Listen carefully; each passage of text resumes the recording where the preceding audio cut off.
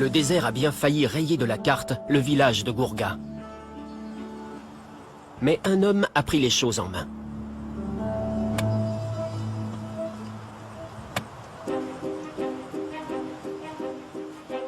Yacouba Sawadogo n'a pas fait d'études scientifiques.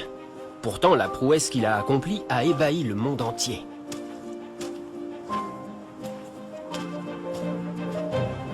Il a arrêté la progression du désert.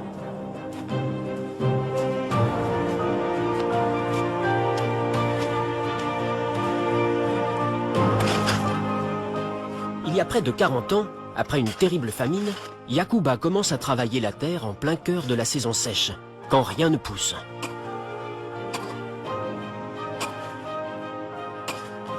Tout le monde, y compris le chef du village, pense que le jeune homme est devenu fou. Les gens t'ont critiqué. Ils ont dit que ce que tu faisais, ce n'était pas bien, que c'était contre les règles. Ils ont dit que c'était de la folie, que tu étais devenu fou. Ils ont dit que j'allais à l'encontre de la tradition. Ça m'a fait mal d'entendre ça. Le chef de ma propre famille a dit la même chose et tout le monde riait. Moi, je me suis tu. Mais Yacouba persévère. Le désert de Yacouba a fini par ressembler à une forêt. Voici mon tout premier arbre. Je l'ai planté ici il y a 38 ans. Son importance est considérable. Les arbres sont source de vie. La forêt de Yacouba transforme le microclimat. Elle arrête le vent et offre de l'ombre. Et plus important encore, elle fait remonter la nappe phréatique en retenant l'eau dans le sol. Non loin, les récoltes de Yacouba sont également abondantes. Il n'est plus l'idiot du village.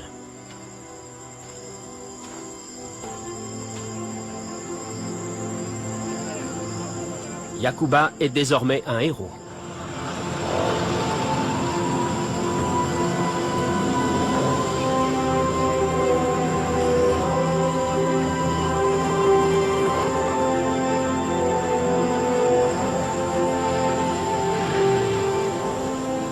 Au moment de récolter le millet, tous les villageois travaillent ensemble.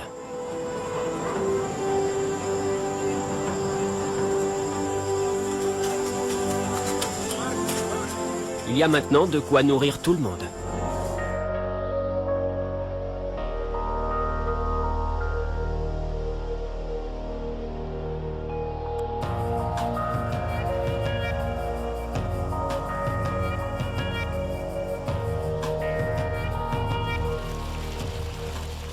L'eau est un facteur déterminant. Quand elle est maîtrisée, cela facilite la tâche des cultivateurs.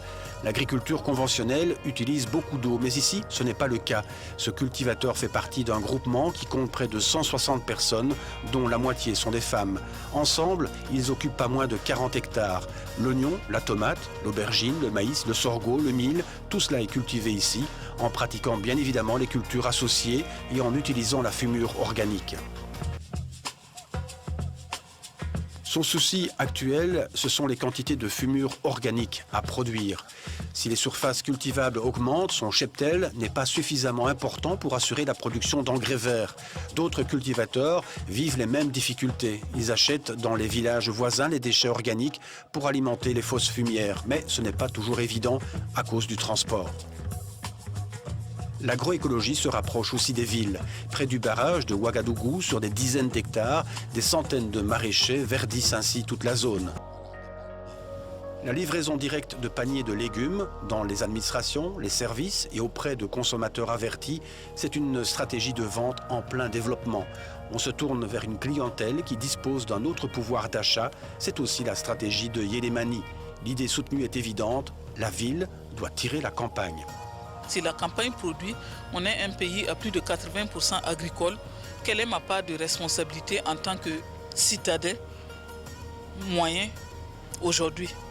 C'est en aidant le cousin du village. Mais comment je l'aide? C'est en achetant sa production. pour limiter l'exode rural, pour l'aider d'une certaine façon. C'est ma façon de l'aider au village. Parmi les décisions, le gouvernement a récemment interdit l'usage des pesticides et engrais chimiques dans toute la zone du barrage près de Ouagadougou. Les eaux sont aujourd'hui polluées, c'est donc aussi une question de santé publique. Reste à voir comment, à l'avenir, le contrôle sera effectué. Si cette décision est opérationnelle, ce sera aussi tout profit pour les maraîchers bio. Leurs terres ne seront pas polluées. Partout ailleurs, cette proximité pose des soucis aux agroécologistes. Au Burkina Faso, l'agroécologie se développe et se densifie. Son défi est énorme, elle doit réussir. Les paysans qui l'ont adoptée en sont convaincus, ils veulent parier sur l'avenir.